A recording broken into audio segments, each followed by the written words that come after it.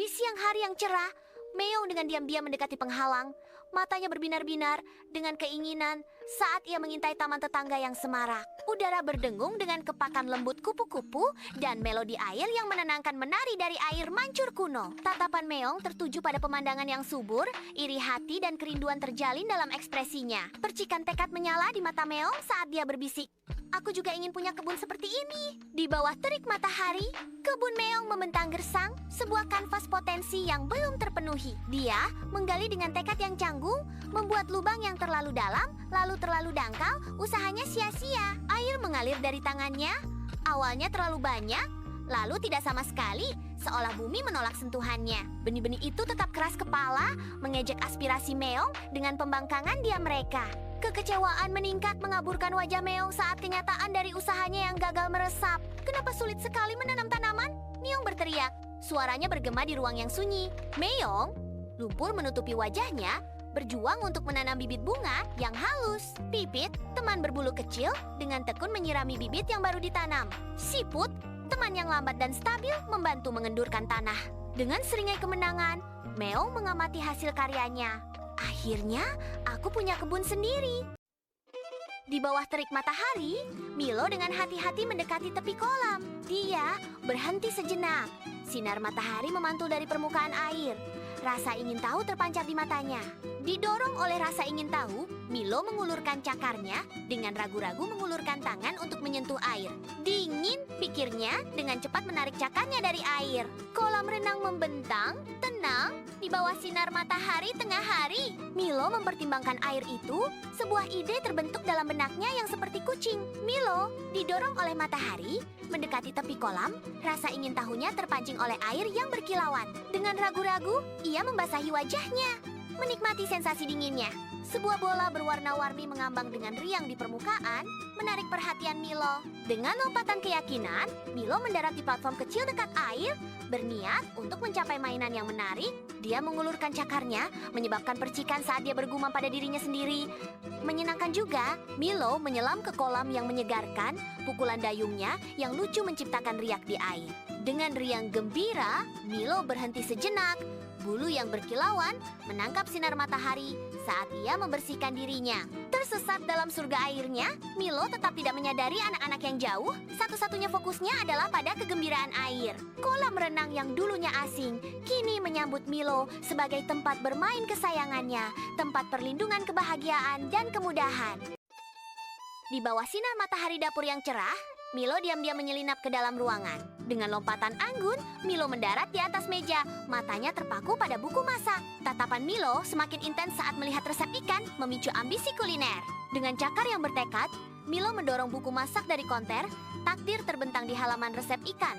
Di dapur, petualangan kuliner Milo dimulai dengan pencarian bahan-bahan yang kacau. Dapur meledak dalam hiruk pikuk saat panci dan wajan jatuh ke lantai, berserakan di mana-mana. Awan tepung meledak ke udara saat Milo meraba-raba kantong, menciptakan pemandangan bersalju yang berantakan. Kompor menyala saat disentuh Milo, dengan cepat memenuhi dapur dengan asap tebal dan menyeramkan. Di tengah asap yang mengepul dan tepung yang berhamburan, eksperimen memasak Milo berubah menjadi kekacauan yang lucu.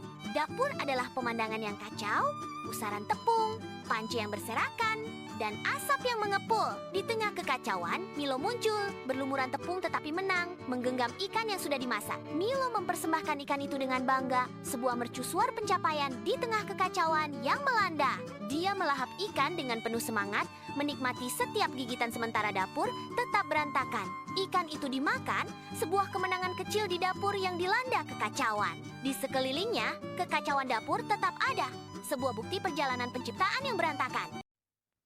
Di dalam istana yang mewah, udara terasa kental dengan kemewahan saat Putri Ayu dengan lembut mengelus cakar. Anggora putih kesayangannya. Cakar menikmati kasih sayang itu, namun kecerdasan tajam terlihat di matanya yang waspada. With heartfelt sincerity, Ayu whispers, "Cakar, kamu adalah kucing kesayanganku. Aku tidak tahu apa jadinya aku tanpamu." Ikatan antara sang putri dan kucing semakin erat. Janji kebersamaan yang sunyi bergema di aula besar. Di dalam kamar istana yang remang-remang, Cakar berkumpul dengan sesama kucing. bisikan mereka merajut kisah intrik politik. Bayangan menari saat kucing-kucing itu bersekongkol. Mata mereka bersinar dengan ambisi dan agenda rahasia. Bayu mendekati Cakar. Fitur siamnya tajam dengan jijik, memberikan bayangan pada kehidupan istimewa Cakar. Bayu hises, "Cakar, kamu terlalu dimanja. Kamu tidak tahu apa artinya berjuang untuk hidup." Cakar retorts, his voice laced with pride. "Aku mungkin hidup mewah, tetapi aku juga tahu arti kesehatan." Ketegangan meningkat, kesetiaan dan ambisi berbenturan di jantung istana. Di ruang rahasia istana, Cakar menemukan sebuah rencana jahat. Beratnya ancaman yang akan datang menyelimuti ruangan. Cahaya bulan menembus jendela sempit, menyoroti debu yang berputar saat Cakar berdiri membeku. Dunianya miring pada porosnya. Kecamuk batin Cakar semakin menjadi saat ia bergulat dengan pilihan yang menyakitkan. Kesetiaan kepada keluarga kerajaan atau kesetiaan kepada teman-temannya. His anguished whisper echoes in the silent chamber. Apa yang harus kulakukan? Kesetiaanku pada keluarga kerajaan atau persahabatanku? Di ruang berukir itu, ukiran-ukiran itu seolah mengolok-olok keraguan Cakar saat ia tetap terjebak antara kesetiaan dan pengkhianatan. Di jantung sawah, di bawah sinar matahari pagi yang cerah, Miko si anak kucing memulai petualangan bermain melalui sawah hijau yang subur. Dengan energi tak terbatas, Miko mengejar kupu-kupu kuning cerah, melompat anggun melewati tumpukan jerami. Dia berhenti sejenak, hidungnya bergerak-gerak untuk menjelajahi bunga liar yang harum yang tersebar di seluruh lanskap. Kegembiraan Miko memenuhi udara saat ia menikmati kesenangan sederhana di pagi yang bermandikan sinar matahari. Di sawah yang luas, Miko bertemu Riko, seekor tikus sawah. Niat awal Miko untuk menangkap Riko menghilang saat persahabatan tak terduga tumbuh. Riko mengungkapkan jalan tersembunyi yang membawa mereka ke ladang jagung yang melimpah.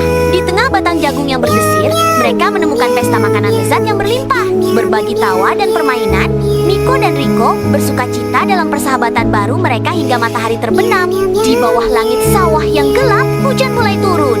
Miko dan Riko mencari tempat berlindung di gubuk petani yang sederhana. Wajah mereka dipenuhi kekhawatiran.